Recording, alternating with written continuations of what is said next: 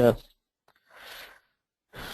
okay, now the next thing that we saw in the Selenium IDE just below the commands was the target. So most of the Selenium commands required a target. So for example, for open, I needed a target which was the base URL. So I had this slash over here. And then for verify title, I had the target, that is the value Google.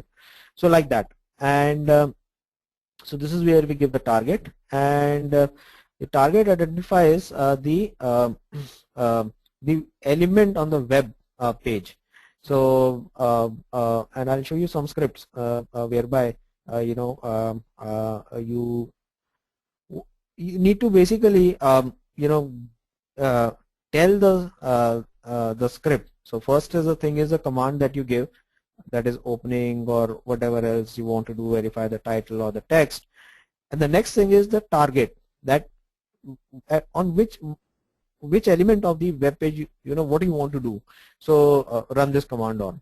So that's where that's what the target identifies, and it consists of a location strategy followed by the location in the format. So in the sense that if you look at the Google page, right, and if I were to launch a tool like Firebug, right, yeah, here it is.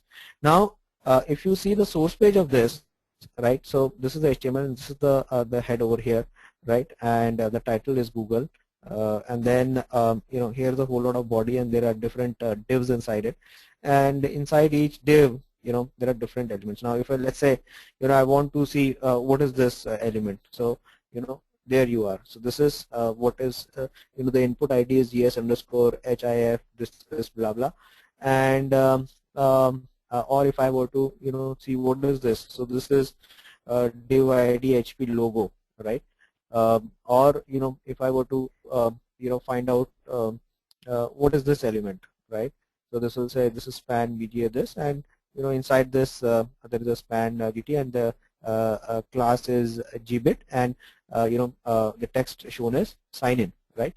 So like that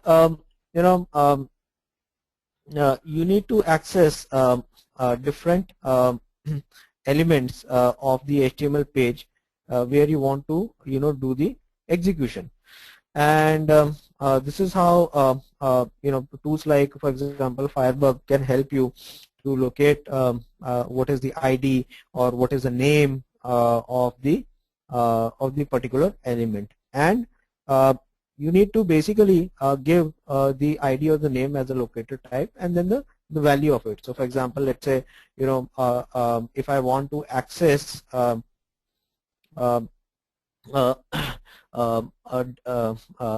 element with the ID GBQFQW, right, so I'll say ID is equal to this, or if the attribute uses name, then I need to say name equal to whatever that name is.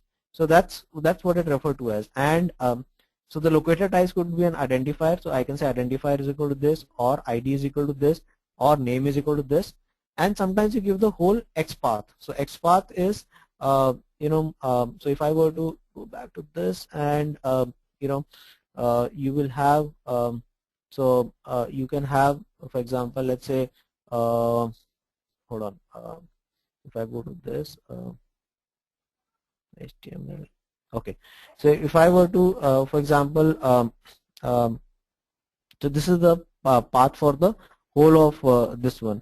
So there are tools which will give you what the XML path is for a given location, and you can use that path to give the hierarchical way to get down to that element for that in that page.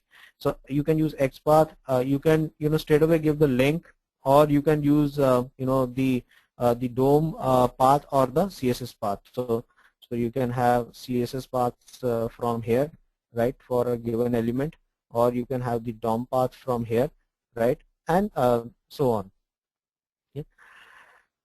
All right. Okay.